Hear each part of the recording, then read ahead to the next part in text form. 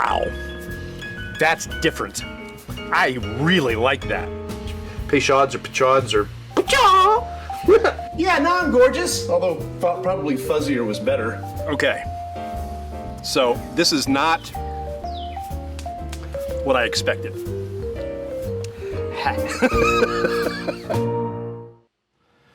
It is Thursday. Hello. Glad you're here. Happy New Year. The first Bourbcast of the new year. And I am stoked to be here with you as we get on into it. Kevin's here. Aaron's here. Thanks for watching. Got a couple other folks on that I evidently missed as they came on. But hey, I'm glad you're here. This is dry January. I wasn't sure if it was dry January or dry February. I think there's probably a little bit of both. But isn't it cruel to have like the biggest drinking month, other than March, of the year, December, and follow that up with, don't drink? Well, we're going to thumb our nose into that tradition. I am doing pretty well. I did go to a tasting on New Year's Day night. And that was incredible, but I haven't had anything since. But let me tell you a little bit about that tasting. It was amazing. We had six of these bad boys. They were Henry McKenna 10-year. They were bottled in 2011. They came out in, hey Larry, how are you? Came out in 2021. And there were 6 releases in 2021. And let me tell you, they were all very, very different. I was surprised at how different they were. The first one and the third one were kind of musty. Second and the fourth one were very nice, very balanced, nice rye notes. 5 and 6 were really good. I think my favorites were 2 and 4. So they'd be getting into the warmer months like March, April, and coming out of those warmer months like September, October, somewhere around there. Those seemed to be the best releases of Henry McKenna that year to me. Now, other people thought that the first release was the best. I did not. But that goes to tell you, there are some people that will open up a McKenna and they'll go, and there are other people that will open one and go, The first one I ever had was at a bar. I thought it was amazing. Bought one for myself, tried it at home. It's like, where's the amazing? But that's why. There's the exact same mash bill all the way through. They're single barrel, different barrels, of course, and they come out different times of the year. They're all barreled for 10 years. They all sit in the same area of the rick house. It's just, they're different. And this was the first time I ever took a single barrel head to head with something else, and I was really, really amazed. All right. So with that, tonight we look at this one. Now, you've heard of Kentucky bourbon. And you've heard of Tennessee whiskey. Well, now there's an official designation for Indiana rye. As of July 2021, it is law for Indiana that if you want to call yourself an Indiana rye, you have to do the national standard, 51% rye, no more or no less than 51% rye in your mash bill. It can be no higher than 160 proof going through your distillate and no more than 125 in the barrel. And then it adds the Indiana specific of having to be mashed, fermented, distilled, and rested for at least 2 years in the state of Indiana. Now, it doesn't say anything about oak, but I imagine that new oak barrels has got to be a part of that too for the national standard. But at least it has to be an Indiana product. And this is going to have no problem with that whatsoever. Especially since Ross Squibb is right there in Lawrenceville, now called Ross Squibb. It's basically MGP. So now you enter Hard Truth, founded in 2015 in Nashville, Indiana, Brown County, Indiana. It started in the upstairs area of a pizza parlor and now has grown to take over. Let me just get this poured. This has been open for most of the day. I went ahead and opened it early because I wanted it to breathe a little bit, even though I didn't pour it. Anyway, that place that used to be just above a pizza parlor is now in an 18,000 square foot facility on a 325 acre ranch. And I've known people that have gone there. They think it's gorgeous. I have not been there myself. So nice. The Hard Truth Indiana Rye was blended and bottled in Nashville. But it is presumably made up of MGP. I don't know the mash bill, they didn't say, but it's several different barrels, all at 4 years or more. Now, the sweet mash rye, which is getting a lot of attention right now, the sweet mash rye is really lighting up all the review places and whatever else. That one has a mash bill of 94% rye and 6% malted barley. Is this the same? I don't know. Undisclosed. It's 100 proof. Let's see. What else do I have to say about it? I've had their gin, which does have great flavor. Kind of a sour nose, though. But the flavor is really good, and it's won some awards. So that's nice. So let's give this a taste. Again, it's been open most of the day. I had a rather bland meal, so it shouldn't have anything to do with anything. All right. Nose on this is good. Getting some of those typical Indiana rye notes, the toasted cereals, but there's something more. Cherries. I'm getting a slight cherry nose. Yeah, for sure. Definitely. A little strawberry, too. Really nice fruity nose. Very, very nice Indiana rye nose. A little honey in there. Some cinnamon. Very, very light on that. Just a dusting. I think it's mixed with sugar, a little dusting of that.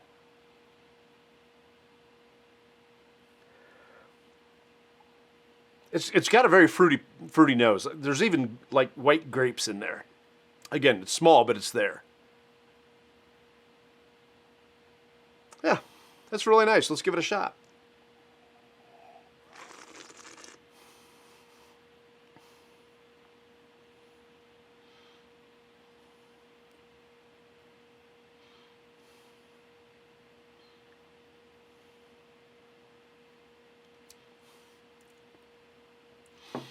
This is a very nice 100 proof rye. The proof, okay, let's do it this way. The bloom comes on and just sits there. Comes on what it's going to be, and it doesn't necessarily grow. It just sits there. It's got a nice, not overly so, but a nice buttery mouthfeel. The nose and the palate are not alike.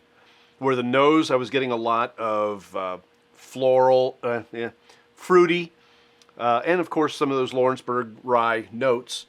The palate is a little different. The finish on the first taste, the finish is lengthy. The flavors on that finish are undisclosed. I gotta get back to that. So let's give it another taste.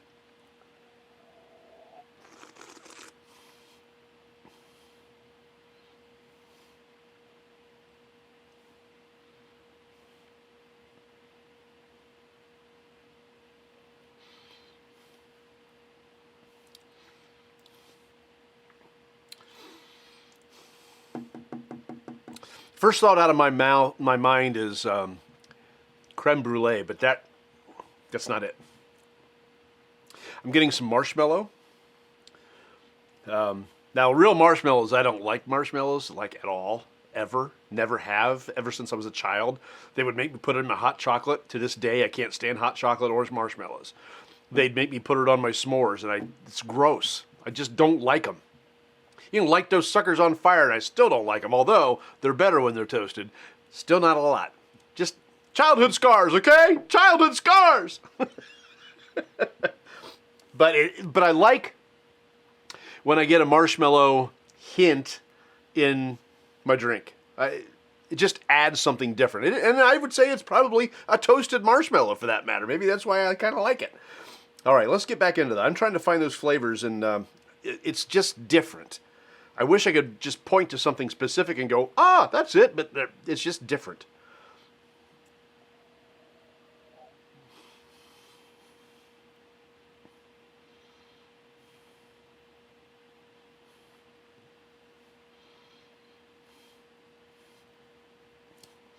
Sourdough toast. Not just sourdough bread, but sourdough toast. Lightly toasted. Don't go overboard on the sour bread. Yeah. That's part of it.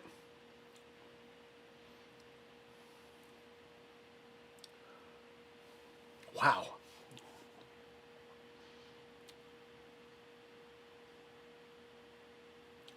I am having trouble articulating what I'm tasting.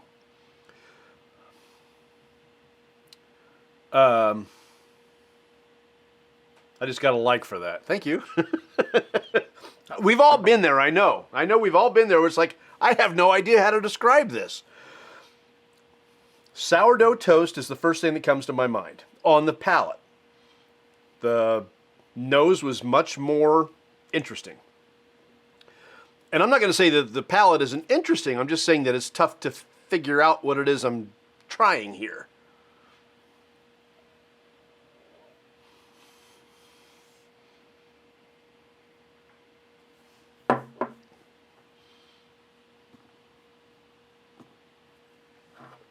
All right, let's go through the flavor wheel.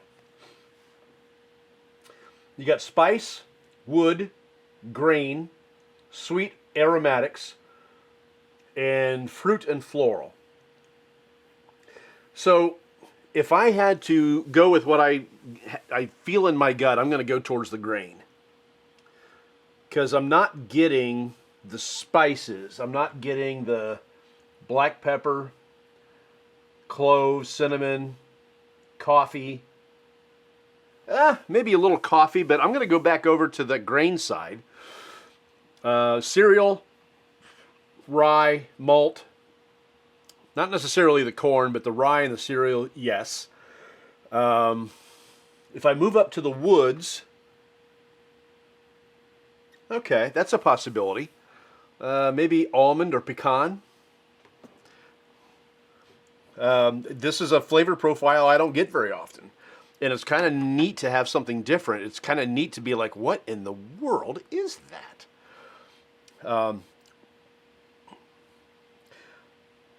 I do like this. I don't dislike this. Let's put it that way. Let me.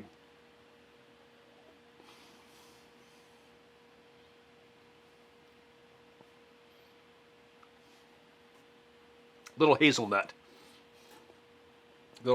in there. So the woods and the grains are where I'm going to take this one. It's not dark like a tobacco or a leather. It's kind of lighter on the lighter side of that, which is why I just think it's a little bit unusual. This is probably one of those that if you're going to drink this, I wouldn't drink anything else. Don't mix it up with other things throughout the night. Don't put this next to something sweeter or something more robust. Don't drink this next to an Old Forester. Those things are really complex, especially the 1920. Don't put this next to a Buzzard's Roost rye, barrel strength. Don't do that. They have such different profiles that this could knock you off the flavor profile of the others, right? So it's tasty. I can drink it. I like it. It's just its own thing. There's nothing else that I've ever tasted ever that's like this. And that's not a bad or a good thing. It's just a thing. It just is what it is. This is that unique and that unusual that it's worth its own evening. If you're going to pour this for friends, watching the game, watching a movie, out on the deck smoking cigars, whatever, let this be the only thing you pour, because the flavor profile on this is just so unique that it'll either pale in comparison to something you drink beforehand, or it will stale the palate of what you drink afterwards, if that makes any sense to you. All right. Let's do it in this glass. Let's do it in here. Do it in here. I went through my collection. I think I've got enough left of my collection to get us through maybe June or July of this year. And then I'm going to run out of stuff. So I'm on my buying binge. I'm going to start my buying binge so I know that I'm good through the rest of the year. I've got January. Like I said, I think I've got them all figured out until like July. But I'm starting to put together my calendar, and I do have what I'm going to do next week all ready to go, as well as the rest of the month. You can check that out on the Facebook page, Beautiful Bourbon, which you're there now. I posted a few days ago what the schedule for January would be, but I do have next week's pour right next to me, so we'll get into that. Ken's watching. Hey, Ken. We are doing the Hard Truth Indiana rye. Oh, and before I get into the water of this, I know I just added some, but I want to show you the photo. This photo, it was funny. I took a really pretty photo of this. It was gorgeous, the photo I took, and I wanted to use it. But then I started thinking about the name, Hard Truth. And what does Hard Truth say to you? Maybe tough love, or societal truth, or whatever it is you run into. And I was on this gorgeous place, and I took this gorgeous photo of this stuff, and then I turned around and I saw, well, what basically could be described as blight, right? So I took one that was near a loading dock that was all crumbled and nasty, and it was good. It was a good photo, but this one just had a lot going on. I didn't change a thing. I didn't stage anything for this photo. The thing that it's sitting on was actually in that cement culvert, and I didn't change any of the foliage is. I didn't roll anything. It is as it is, and I just thought it was gorgeous as it was, and so that was the photo I took, and I'm really happy with it, actually. So anyway, I said on some, I think I said on my page that I would reveal the photo tonight, so there it is. I love that photo. So the place that I took the gorgeous photo, I'll do that for another bottle another time. I got lucky and I was outside taking these photos before it started to rain. It's not nice out where I am right now. I made pulled pork. I put it in the sous vide for 20 hours. And then I thought when it was done, I'd pull it out and make it all shredded, and then I'd take it out and put it in the smoker for a half hour. No, it's raining. It turned out good, but I wish I could have smoked it for a half hour. All right, so this is the Hard Truth Indiana Rye, straight Indiana Rye, on a little bit of water.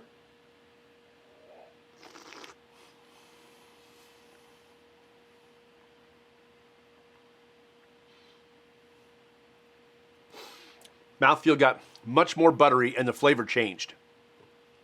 Got much sweeter. I'm pulling out some caramels now.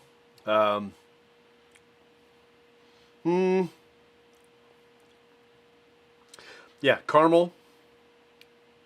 I'm trying to find like a chocolate or like a toffee or like a honey, and it's the caramel. It's a darker salted caramel. No, not even salted, just a darker caramel that I'm pulling out, and it definitely made it sweeter.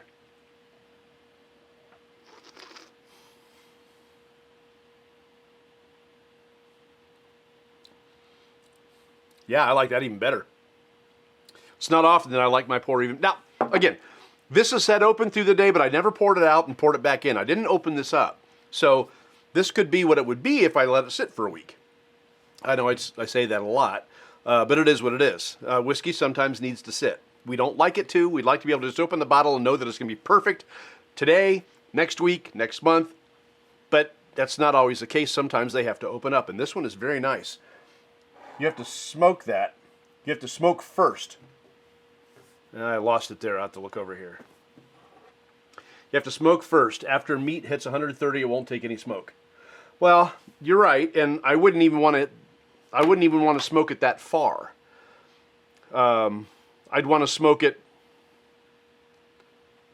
I don't know, 45 minutes or something like that. This was a big piece of meat. This was a 7-pound piece of meat with a bone in it. So I don't know that the smoke would have necessarily penetrated the meat like I wanted it to. I coated that thing with all sorts of spices, wonderful spices that are fantastic on ribs and pork chops. And I used like one of those knife things that you tenderize and you shove the spices down inside the meat like 3 inches, 2 inches. And it still kind of was bland. It pulled apart wonderfully. The fat content was perfect. I mean, it really is probably one of the best pulled porks I ever made, except the flavor wasn't there that it normally is when I make it on a tenderloin in the Instant Pot. So I'm curious about what it'll be if I do it in the Instant Pot. And then the other thing is, maybe I take it outside after it's done and smoke it. I wanted to smoke it early, but I started this last night. I cooked it for 20 hours, and I didn't have time to smoke it. So, all right. It was good. I can make it better. All right. So, with a little water on it, opens it up nicely, sweetens it up. Yeah, those caramels and cinnamons are just pouring out now. Much, much sweeter, much nicer pour on water. It didn't take much, less than a milliliter of water, and really opened that up nicely. So now you have it. All right. Last but not least,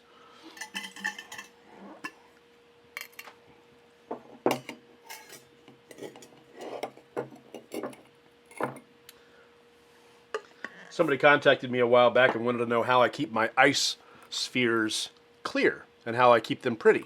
Well, obviously, I don't. You put these in the freezer, you can keep in a bag, or you can vacuum seal them all you want, but they don't stay pretty. Vacuum seal they might, but the way to get them pretty again, and don't do this in front of anybody, is to rub it around in your hand. And that pretties them up again. Or put them under water for a second, if you want to. Probably the only way to keep them pretty if you're going to do long-term storage is vacuum sealing. Otherwise, the hint is make them as you use them. Don't let them sit in the freezer too long. A couple of weeks, it'll keep that fogginess, that crustiness from appearing on your ice ball. Ice sphere. Elegant ice sphere. You thought I forgot. All right. Yeah, I know. I already had my hands all over the ice. I might as well just steer it, right? Steer it with my phalange.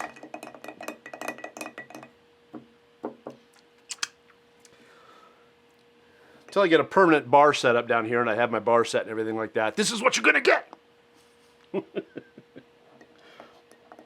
All right. I did make a whole new open for the show with different music and everything. I still got some of the same clips as before. I can't find it. I was going to use it tonight and I can't find it.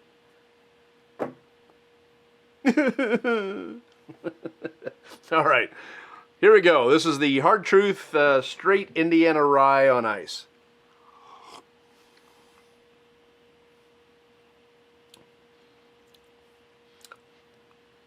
Flavor's decent.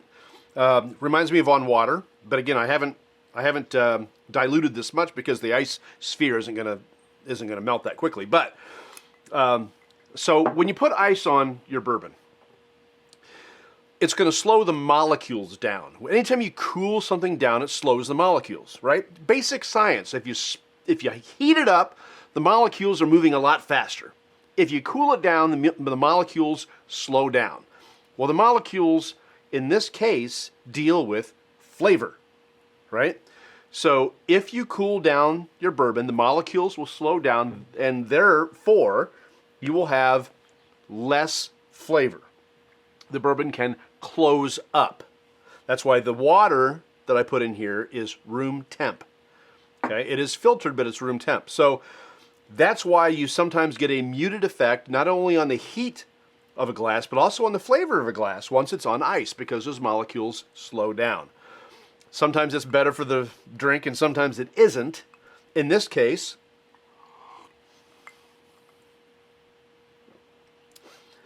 excuse me, the flavor's nice.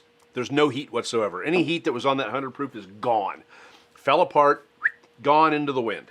Now, for somebody with a less experienced palate, they may still find the heat in that, because you're still talking about a 100 proof pour. Even though you've slowed those molecules down and you've dulled it, you've muted it, the alcohol amount is the same. There's no water in this except for what's coming off the ice cube.